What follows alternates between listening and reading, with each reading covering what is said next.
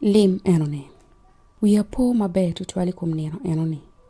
Dero cheng me odiko bedo ka rieny ma piny nen maleng tutwal i kar ma an ka chiel ki okot obedo ka gweyo dili lum ma opiele ma tinge odi kwota ma dano bedi ye.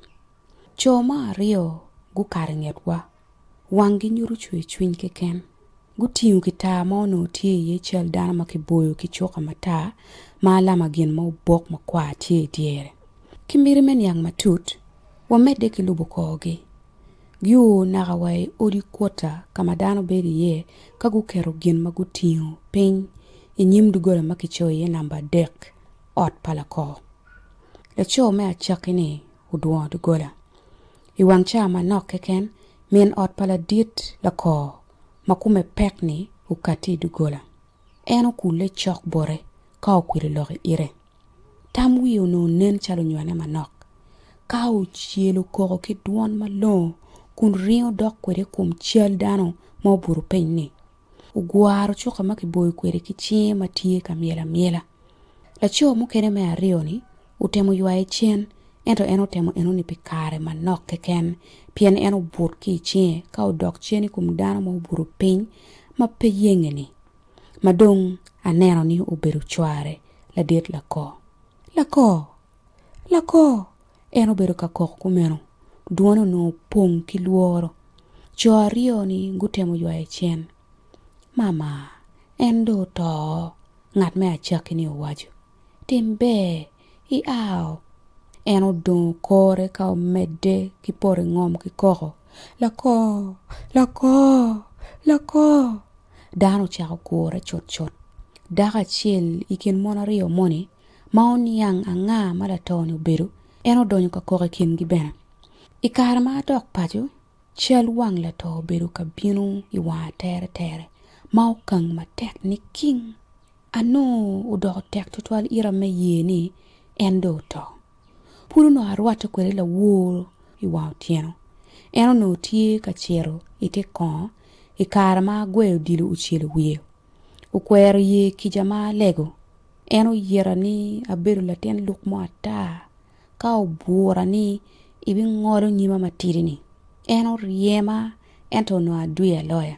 Eno jalo pire pi mirme chere ba kamaro kon. Uberu ka nao del doge madong uwany ma ubok pi maro kon. Ka uchako wot me chero. Ki longe ma lege machalo do biluny ide kika mo keken. La chenne iwa utieno eno ni koko muduru ubalu chamwa me utieno. Gwakare ne ayeo no do romo. Iwa utieno eni wachamu cham me utieno ki pa maduong. Aberu katamu pi chuka ma upong ki remo ni.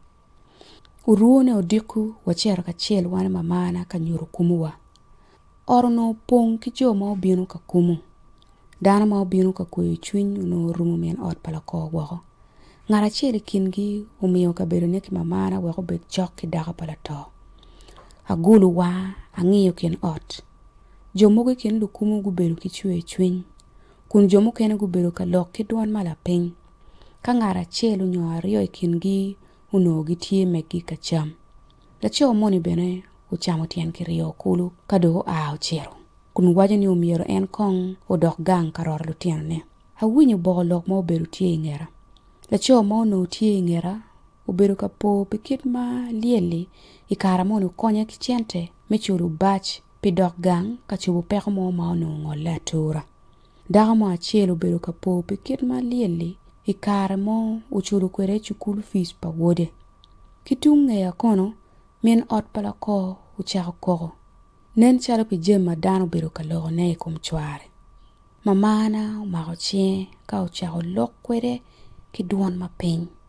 Bet machwinyi tek pe lutino. Jo ario ni unogi tie ki lutino rio. Sam mamwaka ne uno tie apa rio, gini Emma mamwaka ne uno tie apa. Ento manda bigwako gini ning. Kume maditi uno ul ki koko. Pei bet ki pa maduong Miriam. Mamana umede ki loke. Ikara machwaro to, an bena beru ka winyo malet tutwal. Achakine uberu tek, ento lurema gukonya.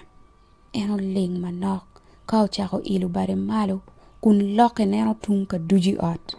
Wan luremi dok wabi konyi kit yo mo keken ma watwero pe ibet ki pa madit.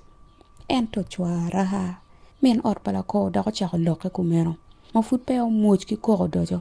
Ento chwara lok eno ni upoy wiye kum kara ma okara ng'ich kit ma en ono kok kwere kum chwara bot mamana. Ento chwara tiko bedo ka maro kon en pe gwako lutino. En obedo ka nyuru chwe chunye ni en tiye ka miro mon mokene wako dok miro buru mit ke ken ki maro kon rege. En ono pe nyuru gin machwer chunye bot chware kari ki kume maditi chwaro no i kare wengo e nyim dano.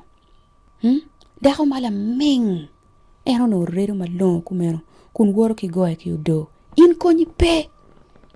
I kare mo achiel en otimo gina wura bene ki yuayo do ki chie ka utinyo kume mo twili malo naka wai gwake ki tuon yer ma dit mo a ki bot jirani gi en ochako wire kwede kun ubedo ka longe chie en oporo piny ma tekli put utero kare ma lach tutwali ire me a malo wot la bono kit kony mo dok utero kare ma lach tutwal pi en me kare woko pi luoro kit ma dano bunyware kwede ni en la cho ma dako goyo. Utero chabira chiel kaki yike. Ingi kara mo manok lukumu gu chako ket mot mot. Lutieno gu dok cheni gang kwan dok nen chalo min ot pala ko tiye ka kanyo kuo iyo mabe. Ki wajo ni en kumbedi dong tiye kila cho la timbia chara moni ma ulony. Eto egini weng loka ni ke ken. Ka udoki lokum to pala dit la ko. I kara mo achiel awinyu kala remma mana moni tiro loke. Malube ki lok pangat eno ni iwao tieno eno ni la dit la ko gini la moni guberu ka gwenye ki lok pe daka malaya moni. Pien la monyo no pe twero kanyo lep gero ma oberu ka kute ki dok la dit la ko. La monyo eno ni ugamu loke ki yabu mach richaje kum la dit la ko ka uchile wang mapola ta eno tuki to chuchot. La monyo eno ni ungweju uchero kila mego maguberu kalaro na ni wako. Wo konye pe ikar mokene.